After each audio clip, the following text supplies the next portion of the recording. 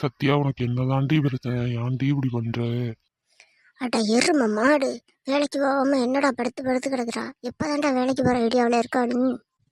அட எருமை மாட்டு பயலே, உன்னால் எப்பட்றா 24 மணி நேரம் படுத்து கிடக்க முடியுது? சாப்பிட வேண்டியது, தூங்க வேண்டியது, இதுதான் உன் வேலை. இவ்வளோ பேச்சு பேசுகிறனே, எங்கேயோ மழை பெய்யுது, எங்கேயோ காத்தடிக்குதுங்கிற மாதிரி படுத்து கிடக்குறான் பாரு. எதையாவது கண்டுக்கிறானா? இவனை தான் பேசுகிறேங்கிற ரியாக்ஷனாவது கொடுக்குறானா? இவன்கிட்ட பேசுகிறதே வேஸ்ட்டு தான்.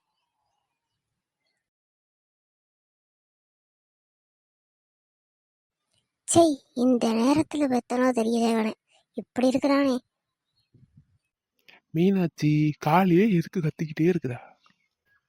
சரி, இந்த வீட்டுக்கு வந்தா ஒரு நிம்மதியே கிடையாது. எப்பா பாரு சத்தம் சத்தம் இறைச்ச.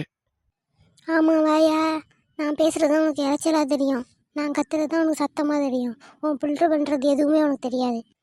அப்பையிலேருந்து செல்லம் கொடுத்து அவனை வளர்த்து இன்னைக்கு வேலைக்கு போகாமல் வீட்டில் படுத்து தூங்கிக்கிட்டு இருக்கான். இன்னும் எவ்வளோ காலத்துக்கு தான் நீ கஷ்டப்படலான்ட்டு இருக்கிற? நாளைக்கு அவனுக்குன்னு ஒருத்தி வர்றவே கேட்பா, என்ன இப்படி வளர்த்து வச்சிருக்கிறீங்க, என்ன சம்பாதிச்சான், என்ன வச்சிருக்கான்னு. அப்போ என்ன பதில் சொல்கிறீங்க? மூஞ்ச எங்கே வச்சுக்கிறீங்கன்னு நான் பார்க்குறேன். அதுக்கேன்ட்டு என்னட்டு கத்துறா? நானும் அடி அவனை வேலைக்கு போகண்டான்னு சொல்கிறேன். அப்பா சொன்ன சின்ன பிள்ளையில வேலைக்கு போகண்டான்னு. இப்போ நான் போதான் சொல்கிறேன், அவன் தான் போக மாட்டான். எதுக்குடி என்ன கத்துற? ஆமாம்மா, கத்துற மாதிரி தான் தெரியும் உங்களுக்கு என்ன பார்த்தா.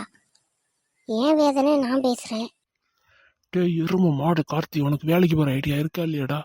உன் ஆயா என்ன பிடிச்சி திட்டுறா. எதுக்கு எடுத்தாலும் என்னையே பேசுறீங்க எல்லாரும். நான் என்னடா பண்ணேன்? நீ பண்ணுறதுக்கெல்லாம் நான் பேச்சு வாங்க வேண்டியா இருக்கு. வேலைக்கு தான் போய் தொலையண்டா. அப்பா, டேய் அப்போ என்னடா ஒரு மாதிரி இருக்குதா? ஏன்டா, என்னடா ஆச்சு? அப்பா, என்ன மட்டும் ஏன்ப்பா யாருக்குமே பிடிக்க மாட்டுது? என்ன ஏன்ப்பா பெத்தீங்க? ஏய், ஏன்டா அப்படி பேசுறா? என்னடா ஆச்சு? அப்பா கிட்ட சொல்லுடா, அப்பா இருக்குண்டா உனக்கு.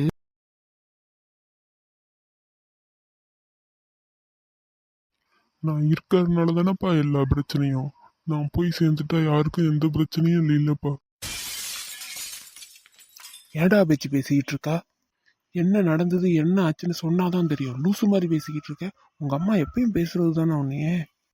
மீனாட்சி, மீனாட்சி, இங்க வாடி. என்ன எதுக்கு கூப்பிட்டீங்க? இப்போ என்ன நீங்களும் நீங்களாச்சு உங்கள் பிள்ளையாச்சு, என்ன எதுக்கு கூப்பிட்றீங்க?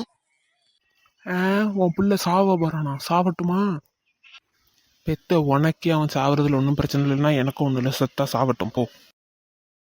இந்த வீட்டில் ஒரு நிம்மதியே கிடையாது. எப்ப பாரு பிரச்சனை பிரச்சனை பிரச்சனை.